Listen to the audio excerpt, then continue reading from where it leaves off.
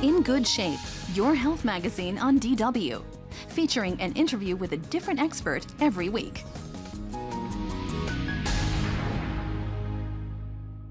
For chronically ill people, relaxation and getting away from it all is especially important.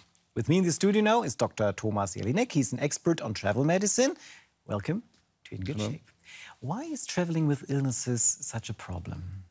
It may be a problem because traveling means change in life situations, and that may mean that you need to change your medication, that your body reacts differently to climate or to whatever you do.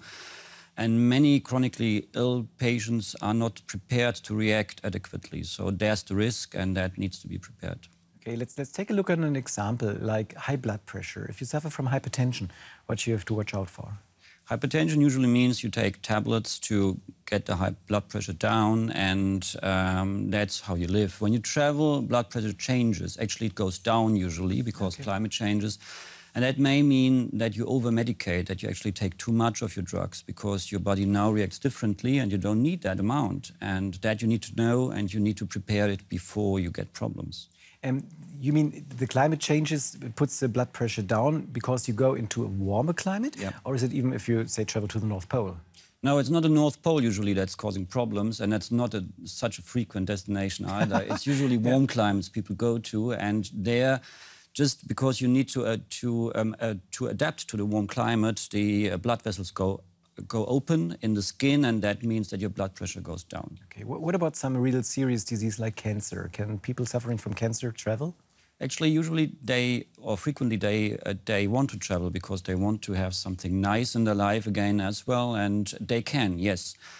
Unlike 10 years ago, we have now lots of hotels and cruise ships and things like that are prepared to cater for patients that need medication. It's just you need to prepare the journey, you need to talk to plan it before you start booking it, and then you can do a lot of things, a lot of travel, even with cancer, even with other diseases. So see the doctor first before booking. And if a patient comes to you and say, I want to travel, do you give some kind of travel pack with medications in it?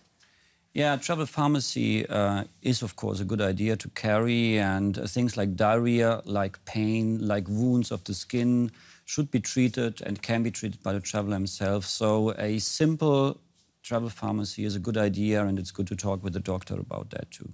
Many of my patients come into my office and say they want some antibiotics just for a precaution. They don't want to take it, they just want to take it with them. And so what do you think about that?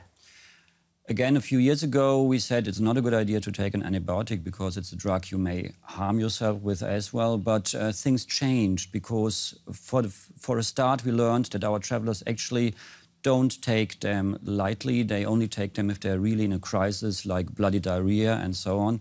And second, and more important, we have a huge problem internationally with fakes, with falsified drugs, particularly in Asia and Africa. So it may not be safe to go to a pharmacy, even a big city, and get your antibiotic that you need. It's actually, in many instances, safer to carry it with you and to use it if you need it. So, and you always have to think that you take your current medications with you, you're on, because if you're a hypertension patient, say, you have to take your own medication there, and don't rely on the pharmacies on the destination that they have it there too. Absolutely. Yeah. Okay, great. Dr. Jelinek, what do you medications use to prevent motion sickness? We have a drug which is called cinnarizine, which we prefer to give, particularly for seasickness, because it doesn't make tired, so you don't need to sleep, and it's working fairly well as well. But it's not all medication. You can do something to prevent it, like tricks like choosing the right seat on a plane. So what about that? Yeah, it's in a ship you would go to the middle where the motion of the ship is lowest, and there the likelihood is highest that you have less symptoms. You can watch the horizon, so your eyes notice that you're moving and so on. This is working sometimes it doesn't, but one can try this as well.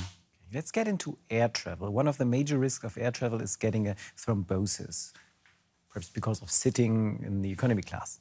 That's why it's called economy class syndrome. So how do patients recognize that they got a thrombosis? If you got a thrombosis, it's painful. It does hurt in the leg because there's a blood clot, and then the leg swells up and is really painful. It's dangerous too because if you now stand up and move, the blood clot might be released again and might float into the lung, and then it's actually life-threatening. So, sorry, does this mean if you land in the plane and you see that your leg is swollen, you should stay seated? Yeah. If you really have a painful, swollen leg, you should stay seated. You should inform the flight attendant and ask for medical help, because if you now start moving, it really might cause a lung embolism, and that's life-threatening. It has happened before, even in young people. Okay, so how can we prevent getting a thrombosis? Of course, it's much better to prevent it, and one is to drink a lot of water in the plane if you manage to get it from the flight attendants. It's always difficult getting Sometimes water, it's not easy. Second thing is very simple: book seats at the aisle, not at the window. 80% of thrombosis do happen at the window, because at the aisle you simply have to move more because people have to go to the toilet, you have to get up and so on. And then there's something like travel socks, which is socks that are quite tight, and if you wear them, your blood flow is faster from the leg. So that's a fairly potent prevention of thrombosis as well. What about taking aspirin, medication against clotting? Aspirin has been popular for a while, but it's not working in the veins. It's just working in the arterial system. So it's okay if you had a heart disease, but not against thrombosis. Actually, it might even harm. Okay. So it's if you do have to take drugs, it's something like heparin or other drugs that work. But that's only for high-risk travelers, and they should talk to their doctor before they do it, of course.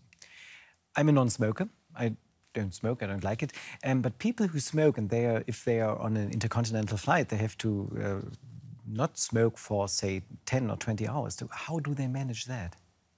Yeah, it's not easy, actually, because if you do smoke regularly, like 26 per day, you actually need the nicotine the whole time. And if you don't get it because you can't smoke, then you might get agitated, aggressive, and many instances of air rage in planes actually are caused by smokers that can't smoke. So one should think about that problem, and one should prepare, and that's again fairly easy actually. You just need to take nicotine tablets or chewing gums and use them during the flight, and then nothing happens.